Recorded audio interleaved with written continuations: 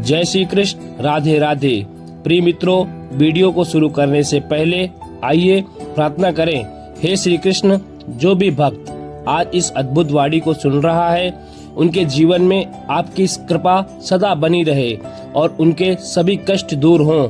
मित्रों, इस अद्भुत वाणी को सुनने से पहले विचार और भक्ति को व्यक्त करते हुए नीचे कमेंट में जय श्री राधे कृष्ण जरूर लिखें। आपकी यह भक्ति हमारी इस यात्रा को और भी अद्भुत बनाएगी।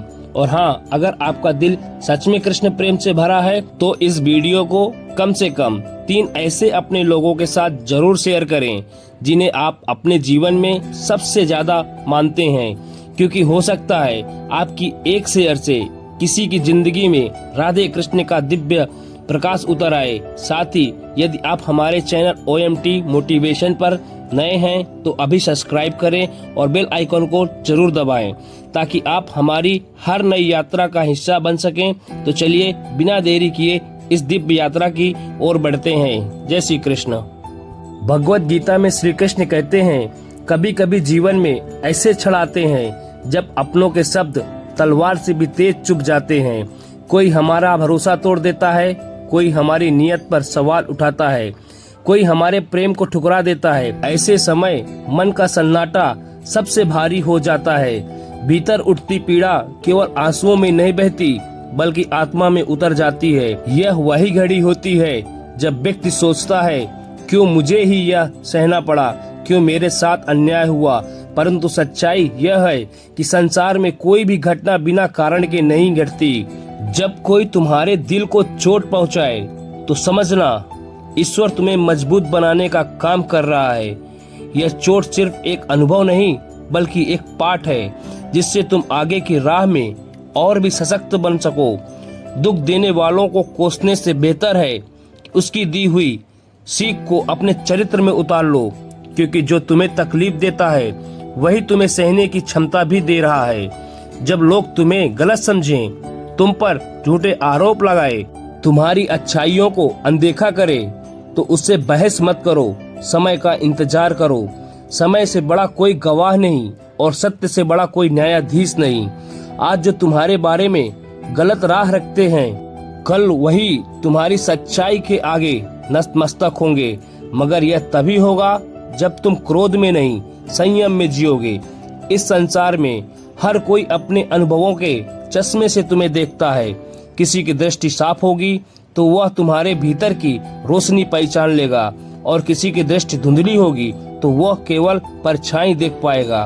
तुम्हारा काम रोशनी बनाए रखना है, ना कि हर किसी को अपनी रोशनी समझाने का समय गंवाना है। याद रखो, अपमान का जवाब अपमान से देने वाले खुद अपनी गरिमा खो देते हैं। जो चुप रहकर भी जीत जाता है उसकी शांति को कोई माप नहीं सकता। ये दुनिया तुम्हारी खामोशी को कमजोरी समझ सकती है, पर असली ताकत वही है जो उफान में भी स्थिर रहे। जब तुम्हारा मन रोना चाहे तो रो लो, पर अकेले में। याद रखना, आंसू कमजोर नहीं बनाते बल्कि मन के बोझ को हल्का कर देते हैं। मगर रोने के बाद उठना और पहले से अधिक दृढ़ होना ही असली साहस है, क्योंकि गिरकर उठने वाला कभी हारता नहीं और मजबूत बनता है। कभी यह मत सोचो कि जिसने तुमको दुख दिया उसे ईश्वर सजा क्यों नहीं दी। ईश्वर का न्याय तत्काल नहीं होता लेकिन निश्चित होता है। हर आत्मा अपने कर्मों का फल पाएगी। बस सही समय पर तुम्हें अपनी राह पर चलते रहना है, अपने कर्म को श्रेष्ठ बनाए रखना। याद रखो, जो व्यक्ति तुम्हें छोड़कर चला गया उसने तुम्हें खोया, तुमने नहीं। जो तुम्हारी कद्र नहीं करता वह तुम्हारे जीवन का हकदार ही नहीं था। ईश्वर ऐसे लोगों को तुम्हारी राह से हटा देते हैं ताकि तुम्हारे लिए सही लोग, सही अवसर और सही सुख का मार्ग साफ हो सके। जब कभी मन में यह विचार आए कि अब किसी पर भरोसा नहीं करना तो अपने भीतर झांको। टूटने का ये मतलब नहीं कि दुनिया के अच्छे लोग नहीं बचे। इसका मतलब सिर्फ यह है कि तुम्हारा अनुभव तुम्हें और समझदार बना रहा है। भरोसा फिर से करना सीखो, लेकिन आंखें खुली रखकर। सच्ची शक्ति बदला लेने में नहीं बल्कि माफ करने में है। मगर माफ करना यह नहीं कि भूल जाना, बल्कि यह है कि उस घटना को अपने मन पर बोझ बनाकर ना रखना। जब तुम छोड़ दोगे तभी तुम आगे बढ़ पाओगे। मन में द्वेष रखकर जीवन जिया नहीं जा सकता। कोई तुम्हें छोटा दिखाने की कोशिश करे तो याद रखो, हीरा किसी की जुबान से नहीं, अपनी चमक से पहचाना जाता है। तुम्हारा मूल्य किसी की राय से तय नहीं होता, बल्कि तुम्हारे कर्म और चरित्र से होता है। अगर तुम्हारे साथ बुरा हुआ है तो इसका मतलब ये नहीं कि जीवन बुरा है। यह सिर्फ एक अध्याय है, पूरी कहानी नहीं। अगले पन्नों में क्या लिखा है यह तुम्हारे धैर्य और सकारात्मक सोच पर निर्भर करता है। जब किसी की बात तुम्हारे दिल में जहर घोल दे तो सबसे पहले उस जहर को फैलने से रोकना सीखो।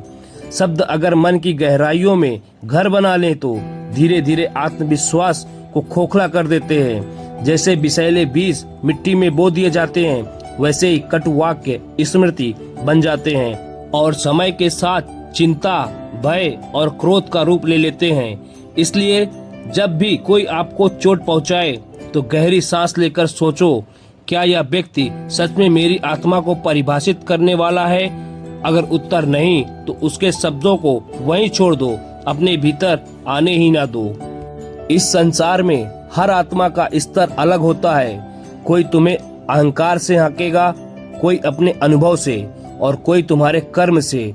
जो तुम्हारे बारे में गलत धारणा बनाता है वह वास्तव में अपने सोचने के दायरे को सीमित कर रहा है।